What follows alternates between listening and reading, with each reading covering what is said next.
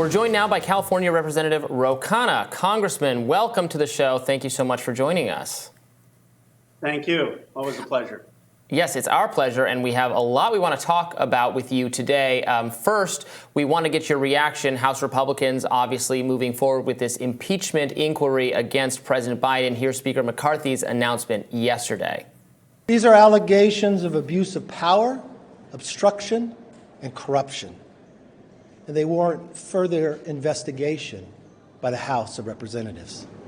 That's why today I am directing our House committee to open a formal impeachment inquiry into President Joe Biden. This logical next step will give our committees the full power to gather all the facts and answers for the American public. That's exactly. Representative, your response. Well, I thought Senator Fetterman had the best response, and that this is silly. It's silly season in Washington. McCarthy doesn't even have the votes in his own caucus to do this. It's not going anywhere in the Senate. And it's just political gamesmanship to try to put a black eye on the president heading into 2024. Are you concerned it will be effective, even if it is silly, that there is a percentage of the American population, including the liberal media, which is increasingly covering this issue, who at very least see this as a kind of corruption, even if it's soft corruption, and maybe makes them think that the kinds of allegations that have been that Donald Trump has been charged with are less a big a deal because everybody basically in the so-called swamp is tarnished? No, I don't think it'll be effective because the Republicans don't even have the votes in their own caucus.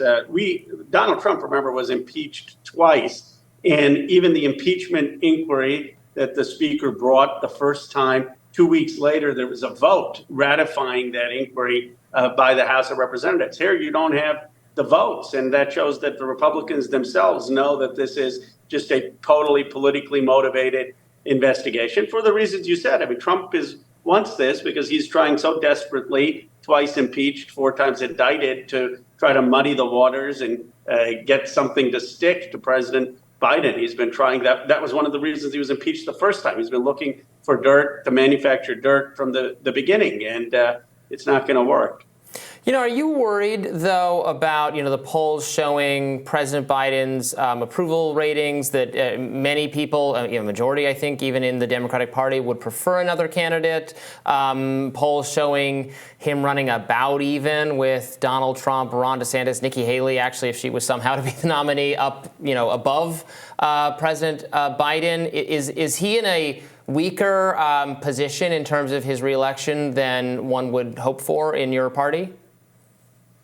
Look, if we looked at polls this early out, we would have had President Gary Hart, probably not had Ronald Reagan's reelection. We would have had President Michael Dukakis. We wouldn't have had George Herbert Walker Bush. I think Dukakis was up 17 points at one point of 4 or 5 months before the election. So I just don't pay that much attention to polls this far out of an election. Historically, they haven't mattered. What does matter is the president's record. And what is going to matter is the economy. And we've got to continue to work hard to bring gas prices down, food prices down, and to create good paying new jobs. Well, that's part of the issue as well. I think people have been pointing to the consequences of the pandemic-era programs ending. The administration once bragged about having child poverty. Now we're seeing kind of record levels of the same. There has been a lot of disappointment around the student debt issue, as I'm sure you know. Many of us got emails in our inbox over the last week or so announcing that we were going to have to start repayments as of next month in the middle of an election year after 3 years of having the loans on a moratorium that was put there by Donald Trump while Donald Trump was in office. Do you think that Democrats can make a good case that the economy is doing well and that they should feel better about their economic status today than they did 3 or 4 years ago? But Brianna, I do. I mean, we got the infrastructure bill passed. If you go around the country, there are a lot of good paying jobs. We're bringing manufacturing back, semiconductor manufacturing, new electric vehicle battery manufacturing. We're creating a lot of union jobs. Unions have never been stronger. The president's NLRB has said that if you have unfair labor practices, this is Jennifer Abruzzo and the CMEX decision, then unions will automatically be recognized. So a lot of good has happened. But look, I disagree on the student loans. I mean, it was the Supreme Court that struck that down. And I believe I've pushed the president to say, at least let's stop the interest accrual. As someone who took out $100,000 of loans, I was fortunate. I paid them back. But there were years in my 20s when I was making payments and the number kept piling up because of interest. And so we have to at least stop that interest accrual. And I do hear people struggling because of the student loan issue. Well, Representative Khanna, I do have to push back on two things. One, the loans have started again because Joe Biden chose to negotiate the end of the moratorium as part of the last debt ceiling negotiations. That was a choice by Joe Biden that cannot be attributed to the Supreme Court. If he plans to challenge the Supreme Court decision, as he is doing, he could say, let's continue the moratorium so that people don't have to pay sums that ultimately are going to be canceled when I am successful. And two, many student loan experts, all of the student loan experts that I've spoken to, and I think I've talked to you about this on my own podcast as well, so that Joe Biden could have made the choice to cancel all student debt via executive order using the same authority that Trump used to start the moratorium in the first place. But because he chose to means test it, he gave people this hook to go ahead and challenge it in court. So for many voters, they understand that this was a choice, a series of choices that the Biden administration made that have put them in the situation of starting repayment next month. So what do you say to those 44 million voters who might be feeling betrayed by Joe Biden in this instance? Well, look, the president used the HEROES Act, and he can still use the Higher Education Act. So even though he made that deal with McCarthy, which I disagreed with, I voted against it, as you remember, he still now is pursuing the Higher Education Act to trying to suspend the repayments on the loans. And I believe under the Higher Education Act, he will have the authority. And I do think the administration should, when they have the authority, zero out the loans up to the $20,000 that they've said, so that people, if they're going to court, are going into court to sue students as opposed to having no relief. Would I have been more aggressive than the president? I would have. But the reality is that the president has done a lot. I mean, he has invoked the authority. He's fought this in court. He's now invoking another authority. And the real blame of this is on the Supreme Court and on the Republican side, where they've made zero effort. So I and some progressives want to make an effort of a 10. President Biden probably was at a 7. And then you've got a Supreme Court and Republicans at a 0. The blame doesn't go from someone who's at a 7. The blame goes to people who are at a 0. But Khanna, isn't it the case that but for him choosing to negotiate, of all things, the end of the moratorium, people would not have to start paying in the middle of an election year their student loan payments back on October 1st?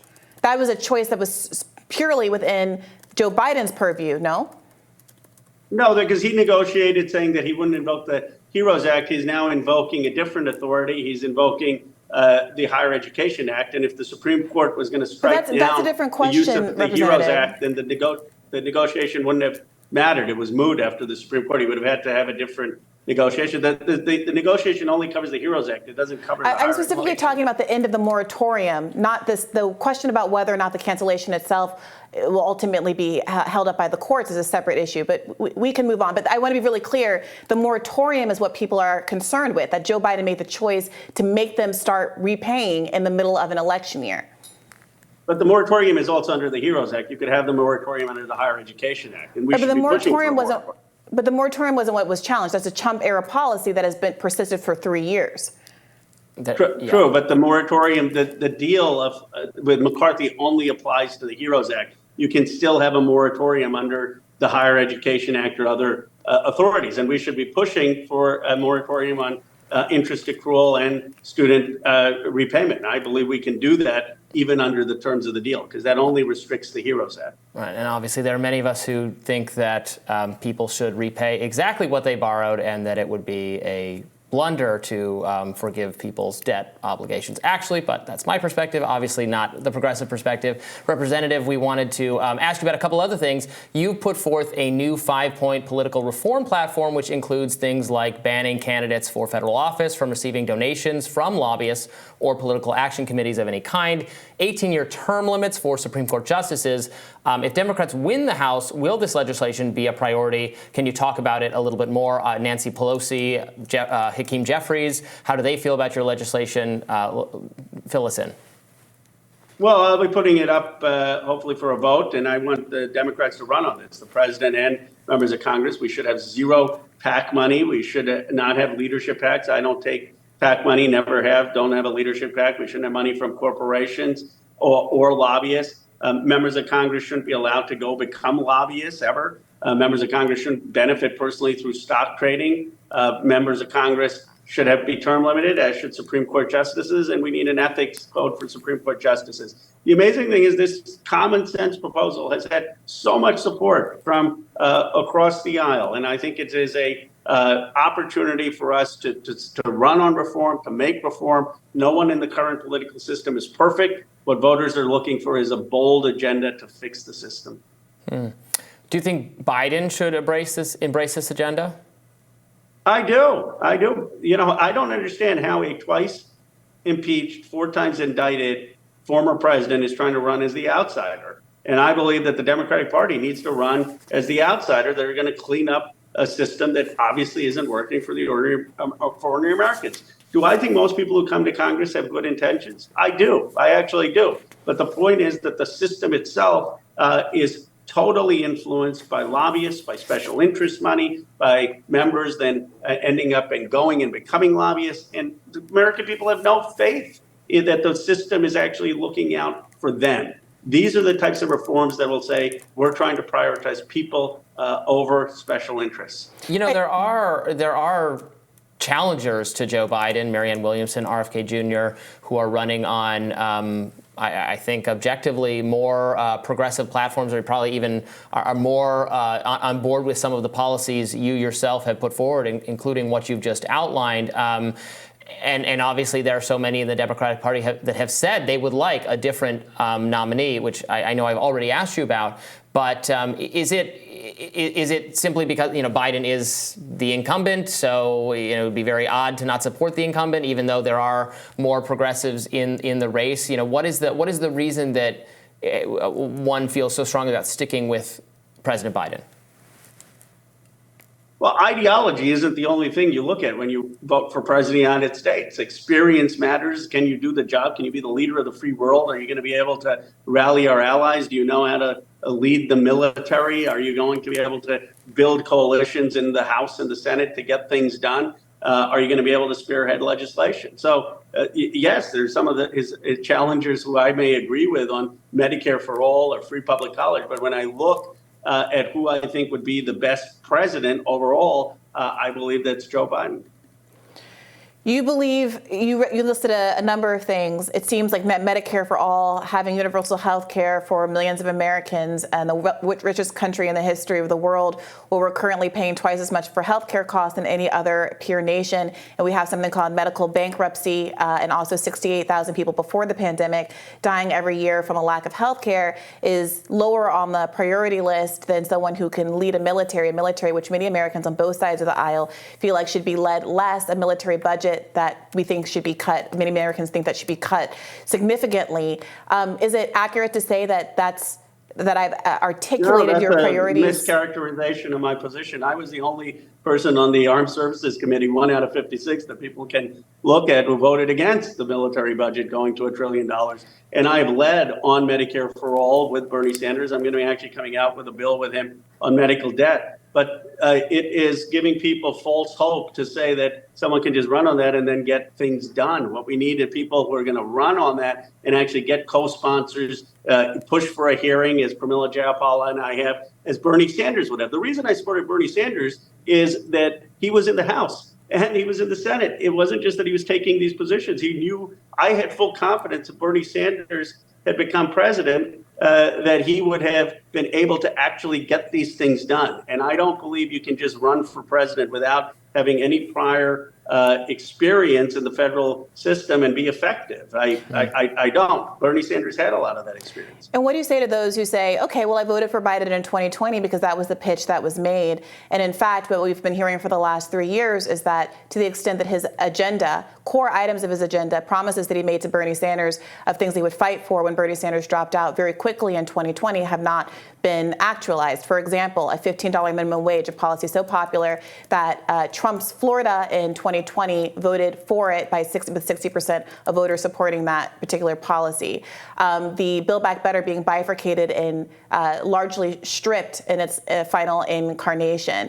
The Willow Project, the student debt issue, which we've already discussed, which you attribute its failure to the Supreme Court. If the argument is that Joe Biden wasn't able to effectuate any of those kinds of policies, big ticket items, big promises, canceling all HBCU debt, canceling $10,000 to $20,000 of student debt for all Americans, a $15 minimum wage, can you really argue that Joe Biden is able to get things done?